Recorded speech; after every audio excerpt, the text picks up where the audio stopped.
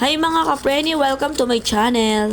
Isang budget meal na ulam na naman ang ituturo ko sa inyo, kaya kung interesado kayo, tapusin ang aking video. Nilaga ko nga lang yung 3 itlog. At nung maluto na ay dinurog-durog ko lamang ito. Ginamitan ko to ng food processor. Nilagyan ko na nga rin ito ng daon ng sibuyas at sinunod ko na yung ating carrots. Malaking carrots nga pala yung ginamit ko dyan, at kayo na rin pong bahala kung gaano kadami na itlog yung ilalagay nyo. At syempre lagyan natin ng pampalasa, magic sarap. Nilagyan ko na nga rin po ito ng pamintang pino. Haluin. Sunod ko na ngang ilalagay yung ating harina. Kailangan po ganyan po yung texture niya para mabilog natin ito. Oo, ulitin ko mga kapreni, malinis po yung aking kamay bago ko po ginawa yan ha. Binilog-bilog ko lamang ito.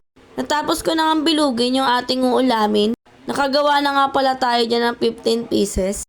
Hinanda ko na nga yung ating breadcrumbs at saka yung itlog.